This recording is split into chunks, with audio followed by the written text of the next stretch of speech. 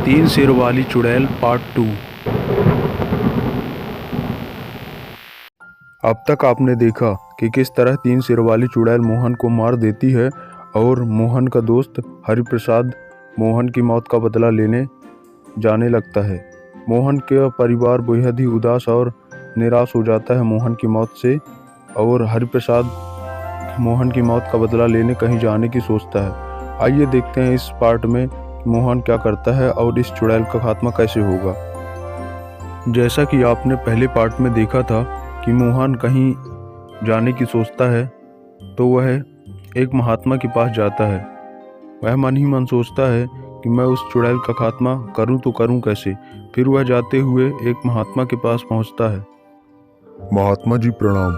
मेरा नाम हरिप्रसाद है और मैं पास के गांव में ही रहता हूँ। मेरी एक समस्या है। मेरी क्या, ये पूरे गांव की समस्या है। हमारे गांव में एक भयंकर चुड़ैल का साया है और वह किसी न किसी को जब भी अकेले पाती है तो वह खत्म कर देती है और मारकर उसे खा जाती है। मैं आपसे बस यही चाहता हूँ कि आप मेरी उस चुड़ैल को खत्म करने में सहायता करें। क्या आप करेंगे? अरे बेटा, तुम उसी तीन सिर वाली चुड़ैल के बारे में बात कर रहे हो ना, जो भयंकर दिखती है और देखने में तो वह भयंकर ही और ताकतवर भी है। उससे मैं कैसे मुकाबला कर सकता हूँ? उसे कोई भी नहीं मार सकता। उसे वही व्यक्ति मार सकता है जो देखने में सीधा साधा हो और भोला भाला हो, और मैं तो, मेरे बस की बाहर है वह चुड़ैल। मुझे क्षमा कर दो भाई, मैं तुम्हारी इसमें कोई सहायता नहीं कर सकता हूँ। तुम और किसी व्यक्ति को देख लो या फिर कोई तांत्रिक को देख लो। अरे महात्मा जी, अगर आप ही ऐसे बात करने लगेंगे तो हम उस चुड़ैल का खात्मा कैसे करेंगे? अगर आप ही अपने हाथ खड़े कर लेंगे तो ऐसे में तो वह चुड़ैल पूरे गांव को शमशान बना देगी और हमारे गांव को तो कोई नहीं बचा सकता फिर ऐसे में। अब कुछ तो कीजिए, कुछ तो उपाय बताइए जिससे हम उस भयंकर चुड़ैल को खत्म करें। कुछ तो बताइए ना। तुम ठीक कह रहे हो बेटा, पर मुझे क्षमा करो, मैं तुम्हारी इसमें कोई सहायता नहीं कर सकता। वह चुड़ैल बेहद ही खतरनाक है और मुझे अपनी जान प्यारी है। क्षमा कर दो मुझे। इस तरह महात्मा ने भी चुड़ैल की डर की वजह से अपने हाथ खड़े कर लिए और हरिप्रसाद को महात्मा के पास से उदास होकर जाना पड़ा। इस तरह से हरिप्रसाद को उदास होकर महात्मा के पास से जाना पड़ा। अगली सुबह होती है और वहीं दूसरी ओर भगवान शंकर जी की भक्ति में लीन एक भोला भाला सा भक्त अपनी भक्ति में बिजी रहता है। उसे तो कुछ ज्ञात ही नहीं रहता है और वह महादेव की भक्ति में लीन रहता है। ओम नमः शिवाय। कर्पूर गौरम करुणावतारम संसार सारम भुजगेन्द्रहारम सदा वसंतम हृदयारविंदे भवं भवानी सहितं नमामि। त्वमेव माता च पिता त्वमेव बन्धु च सखा त्वमेव विद्या द्रविणं त्वमेव सर्वं मम त्वमेव गुरुर्ब्रह्मा गुरुर्विष्णु गुरुदेवो महेश्वराय गुरु साक्षात् ब्रह्म तस्मै श्री गुरुवे नमः। बोलिए उमापति महादेव की जय हो। हर हर महादेव। अरे बेटा, तुम तो बहुत अच्छी पूजा कर लेते हो। क्या नाम है तुम्हारा और कहाँ के रहने वाले हो? अरे काका, मैं तो आपके ही गांव आया हूँ और मैं आपके मित्र मोहन के रिश्तेदार का हूँ और मैं उन्हीं के घर में रहने आया हूँ कुछ दिनों के लिए। मैंने सुना है यहाँ भयंकर चुड़ैल का साया है। क्या यह बात सच है? क्या आप मुझे उस चुड़ैल के बारे में बता सकते हैं कुछ? अच्छा, तो तुम मोहन के यहाँ आए हो, मेरे दोस्त के यहाँ। ठीक है, हो गया बेटा। मैं उस चुड़ैल के बारे में तुम्हें बाद में बताऊंगा। तुम अब आराम करो। मुझे लगता है कि अब तुम्हें घर जाना चाहिए। इस तरह से हरिप्रसाद भोला की बातों को अनसुना कर देता है और वहीं दूसरी ओर चुड़ैल क्रोधित अवस्था में भोला के बारे में सोच रही थी कि कैसे उसने उस पर आक्रमण किया और भोला को कुछ भी नहीं हुआ। ऐसी कौन सी शक्ति है जो भोला को बचा रही है?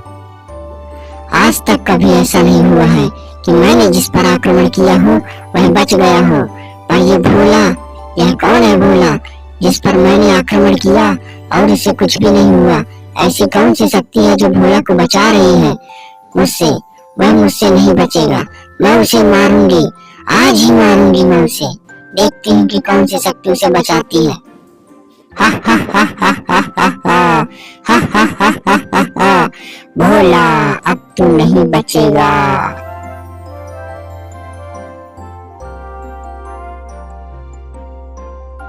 फिर 3 सिर वाली चुड़ैल भोला को मारने उसके घर जाती है। भोला बेचारा अपने बिस्तर पे सो रहा होता है। उसे तो कुछ पता ही नहीं होता है कि उसके साथ क्या होने वाला है। बेचारे भोला का स्वभाव उसके नाम की तरह ही था, एकदम भोला भाला। उसे ना दुनियादारी से मतलब था, ना ही किसी और से। फिर थोड़ी ही देर के बाद वह 3 सिर वाली चुड़ैल भोला के पास आ जाती है और जोर जोर से हंसने लगती है। हा हा हा हा हा हा हा हा हा हा हा हा हा हा। भोला अब तू मेरे हाथों से नहीं बचेगा। आज तू जो सो रहा है, आज मैं तुझे जिंदगी भर के लिए सुला दूंगी। हा हा हा हा हा। उस दिन तो मेरे हाथों से तू बच गया था, लेकिन आज नहीं बचेगा, आज नहीं बचेगा।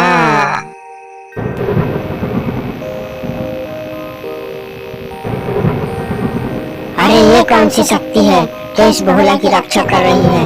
ये पता नहीं कहाँ से आ गई। इसको तो मैं कभी नहीं हरा सकती ऐसे में। ये कौन सी शक्ति है, अभी पता लगाती हूँ। अच्छा, तो ये भगवान शंकर जी की शक्ति है। इसे तो मैं कभी नहीं मार सकती। अरे ये क्या, मैं इसे जितना मारने की कोशिश कर रही हूँ, ये कवच उतना ही पावरफुल होता जा रहा है। ये कवच उतना ही शक्तिशाली होता जा रहा है। अब मैं क्या करूं? इस तरह वह चुड़ैल अपने मंसूबे में नाकामयाब हो जाती है और बेहद ही गुस्से में आ जाती है। वह सोचती है कि अब मैं क्या करूं? अब मैं तो इससे हार जाऊंगी, तो क्यों ना मैं इसका घर ही जला दूं।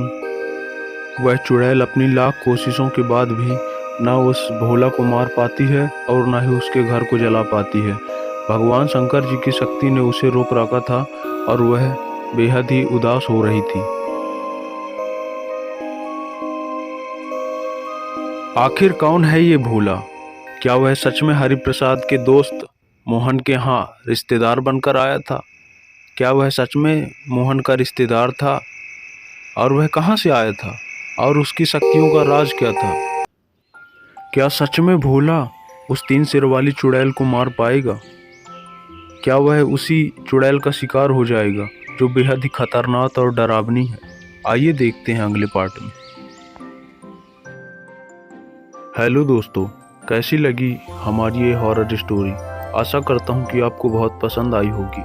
और ऐसी ही मज़ेदार स्टोरी देखने के लिए हमारे चैनल कार्टून चैनल चीकूची कार्टून को सब्सक्राइब करें और बेल आइकन के बटन को दबाना ना भूलें।